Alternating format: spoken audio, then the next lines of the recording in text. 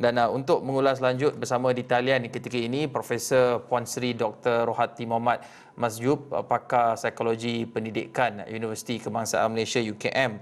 Assalamualaikum Prof. Waalaikumsalam. Prof, kalau Prof Ya. boleh berkongsi dengan kami semua bagaimana Allahyarhamah yang Prof kenali. Ya, saya tidak mengenali Allahyarhamah secara langsung, tetapi melalui ibu saya, arwah Datuk Siti Rahmah Haji Kasim, yang aktif dalam UMNO Rembau Negeri Sembilan, yang saya ingat ibu saya selalu bercerita tentang Allahyarhamah Tun Hajah Raha. Dan yang saya paling ingat, ibu saya, arwah ibu saya telah menjemput isteri Perdana Menteri, masa itu Sharifah Rodiah, isteri-isteri menteri-menteri, termasuklah Allahyarhamah Tun Hajah Raha ke rumah UMNO Rembau. Saya masih ingat lagi. Dan bila mengingat kembali ni, saya memang mengingati perwatakan Allahyarhamah ni. Memang wanita yang cantik, lemah lembut, berbudi bahasa, dan sebagaimana yang dikatakan, pendiam tetapi tegas dan bersemangat. Ya, itu masa tu saya rasa Allahyarhamah ni memang aktif dalam pergerakan kaum ibu UMNO. Ya, itu satu daripada sumbangannya. Okey, Prof, tadi Prof ada sebutkan mengenai ibu Prof iaitu Datuk Siti Rahmah Kasim. Mungkin mereka di luar sana tidak begitu mengenali nama ini, tapi Datuk Siti Rahmah Kasim inilah wanita yang digelar sebagai gelang merdeka, iaitu wanita yang menyerahkan gelang emas hadiah perkahwinannya bagi membantu rombongan Perdana Menteri pertama Tunku Abdul Rahman Putra Al-Haj ke London untuk menuntut kemerdekaan. Itu sedikit sebanyak latar belakangnya. Tetapi dalam masa sama Prof, Prof sendiri merupakan pesara pensyarah Universiti Kebangsaan Malaysia dalam bidang psikologi pendidikan, dan kita memahami perjalanan hidup Allahyarhamah ini merupakan seorang wanita yang bergelar balu pada usia yang agak muda, 43 tahun, dan terpaksa membesarkan 5 orang anaknya. Dari sudut psikologi, bagaimana perkara ini Prof lihat mampu dilakukan?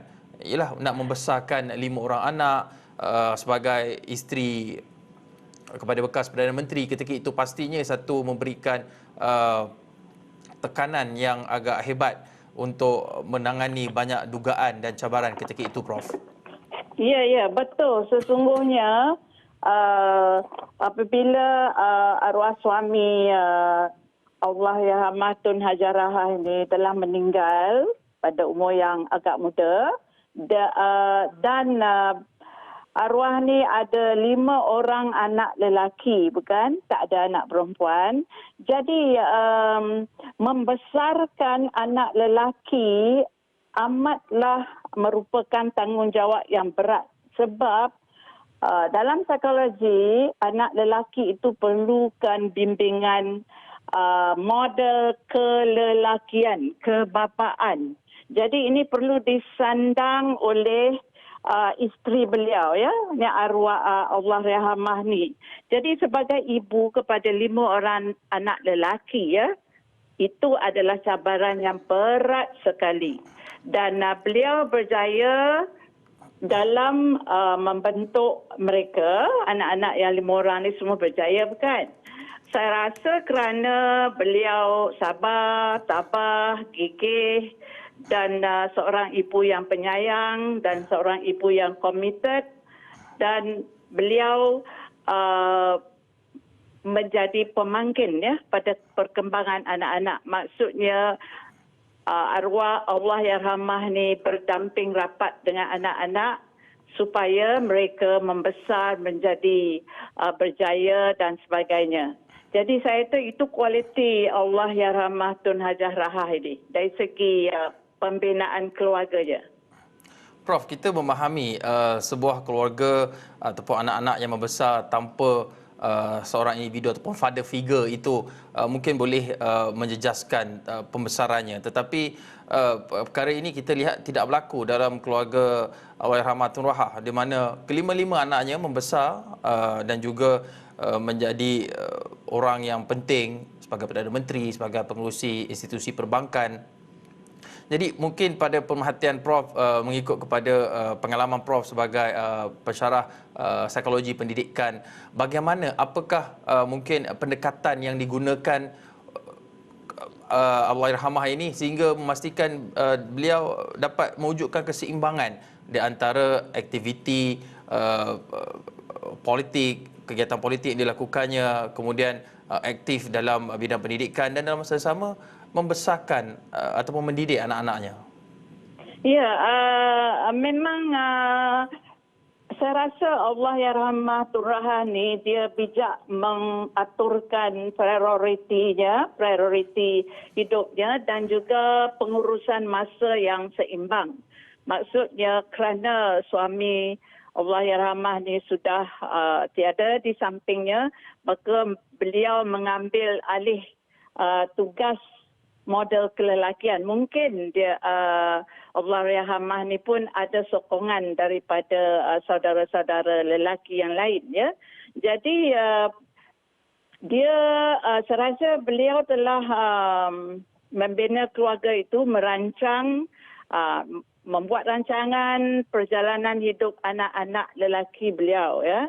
Dan merancang tu maksudnya tahu matlamat, tahu laluan yang nak ditempuh, lalu proses-prosesnya, dan beliau sendiri adalah pemangkin yang gigih, ya. Pemangkin tu maksudnya motivator yang gigih kepada anak-anaknya, ya. Bagi ruang waktu, bagi masa secara fizikal, secara moral, secara agama dan sebagainya. Jadi itu satu pendekatan yang begitu holistik, ya. Saya dapat tahu bahawa Allahyarhamah ni memang berminat dalam aspek agama. Mungkin itu satu daripada elemen-elemen penting, ya, dalam pembinaan keluarga beliau, ya. Prof, kita maklum pepatah menyatakan bahawa harimau mati meninggalkan belang, tapi manusia mati meninggalkan nama dan juga sumbangannya. Dan melihat kepada konteks Allahyarhamah ini, Prof, mungkin ada perkara yang boleh Prof titipkan kepada generasi muda ketika ini, khususnya kepada golongan ibu tunggal yang kita sedar mempunyai cabaran mereka tersendiri dalam menguruskan kerjaya, mencari rezeki sebagai breadwinner dan kemudian membesarkan anak, memastikan anak-anak ini tidak terpesong jauh ataupun tidak mendapat kasih sayang dan juga pendidikan yang mencukupi. Apa perkara yang kita boleh tarik keluar, yang boleh kita contohi, terutamanya kepada mereka yang mungkin sekarang ini dalam keadaan pandemik COVID-19, mereka juga sedang bergelut dalam waktu ini, Prof? Ya,